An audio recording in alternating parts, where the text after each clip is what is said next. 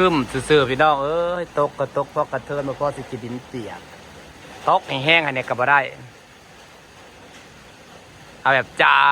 กแก๊กสมง2 ชั่วโมงจนน้ำหงจีบหงแดนเลย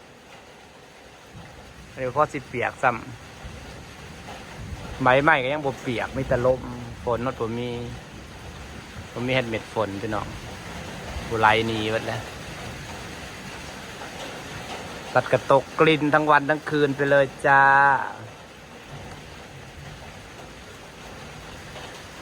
ฝนตกกลิ่นลิ้นตกซ้ำนี่กบเขียดอึ่งบ่ออกแล้วพอสิเปียกตรงไหนก็มาว่าตกที่บ้านอำมาลายแห้งทำไมวันนี้มาตกบ้านเราไปตกค่อยจังเลยขอแรงๆก็ไม่ได้บ่พอสิซุ่มสิสืดยังเลยบ้านเมืองเอ้ยเนี่ยฝนก็ได้บ่พอจะไปลกหนวดต้นไม้ดอกอยากไปลกหนวดต้นไม้เพราะบ่มีเม็ดน้ำฝนสักนะ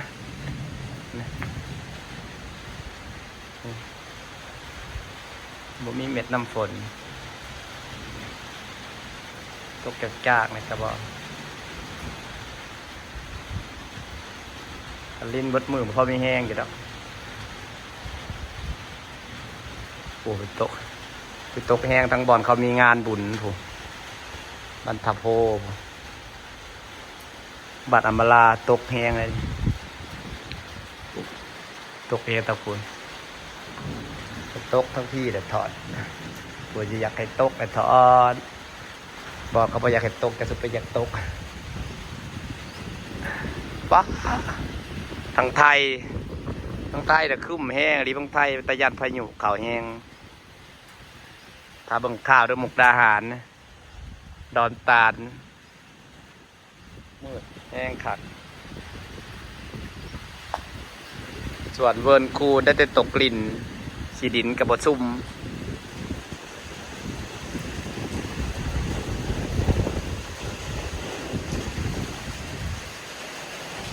ตกแห้งได้ไปยังกบยังเขียดพี่น้อง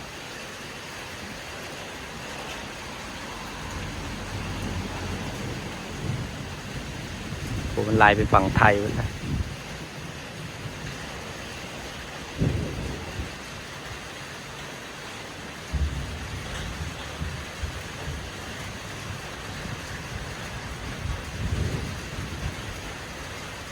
ผมบ่อยแห้งกับตกลิ้นบดมือเอาเด้อจ้า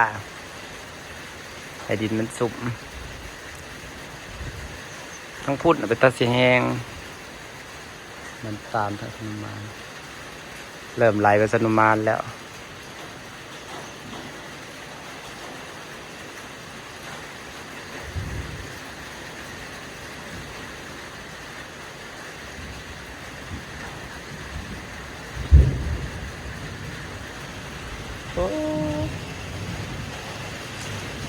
ตกลิ้นอยู่เสือพี่น้อง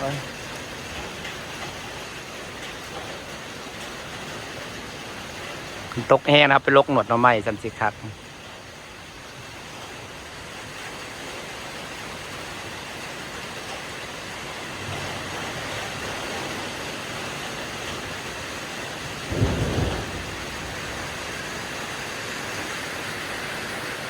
ฝนมาแล้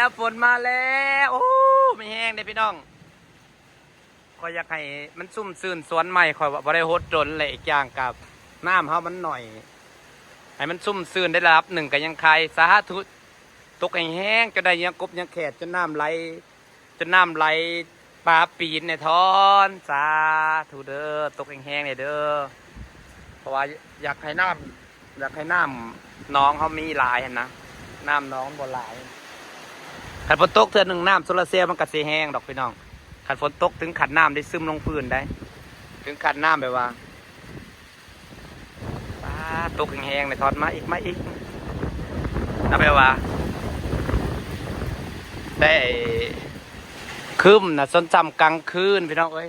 ถ้าว่าคืมขักคืมแหน่คืมบัดที่บัดแดนแต่บ่มีฝนเป็นฝนลิ้นซื่อๆหักคืมแห้งไอ้ลีพวกนี้คืมแบบ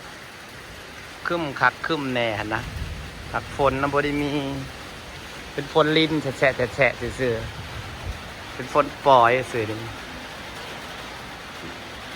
มาเบิ่งหน้าน้ำคุ้งว่าฝนตกสันใดเป็นฝนไปปล่อย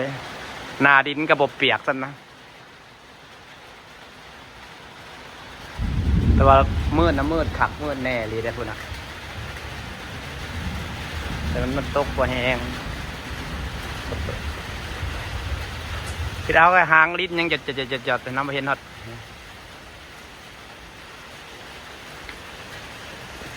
เปิดสันนีบ่เนาะฝนนาดินกระบบเปียกซ้ำพี่น้องเอ้ยฮอดตัวแห้งเสียงแห้งขึ้นจักหน่อยอยู่ได้เสียงแห้งขึ้นจักหน่อยอยู่แต่กับแห้งบ่เกินแต่ก็ได้ความชุ่มชื่นลายเติบอยู่ดอกพี่น้องขอบคุณ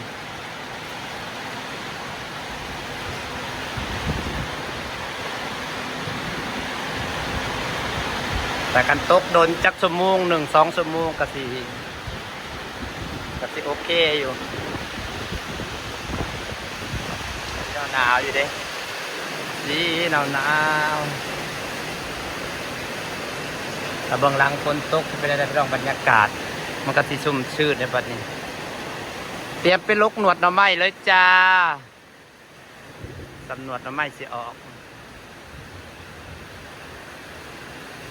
บนหาแรกไปลกหนวดหน่อไม้เลยพี่น้อง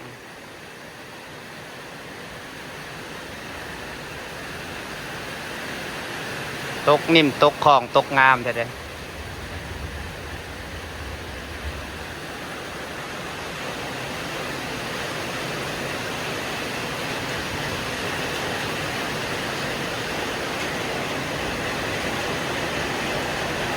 แต่กับพ่อดินชุ่มชื้นดอกโอ้คักรอให้ตกตั้งแต่11 โมงยัน5 โมงแรงไปเลยแล้วเมื่อแรงเราก็จะไปเยียงอึ่ง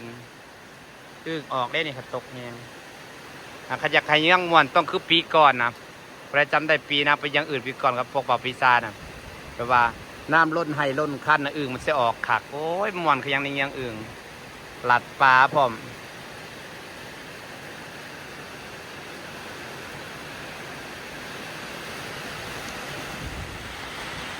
แต่มันว่าได้ใจปุกขาเด้ไปเราไปตกบดมือบดคืนตกตั้งแต่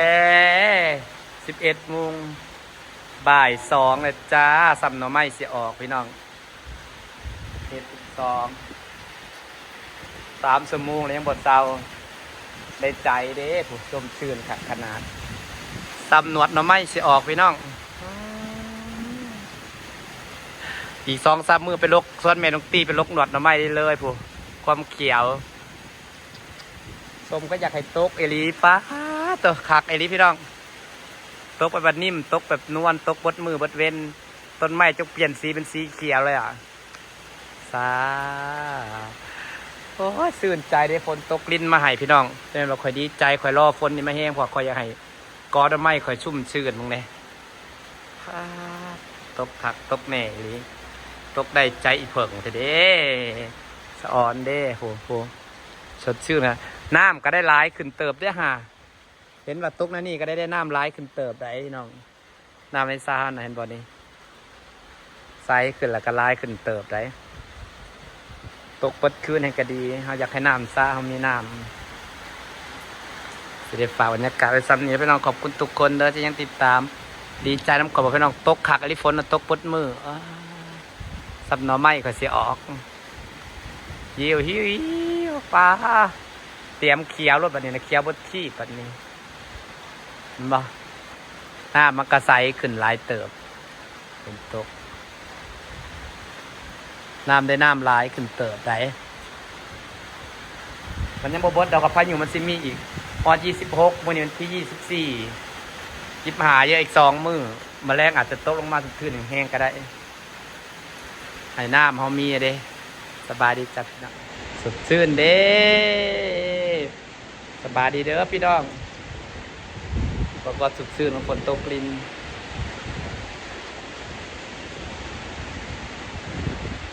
ดีใจดีใจ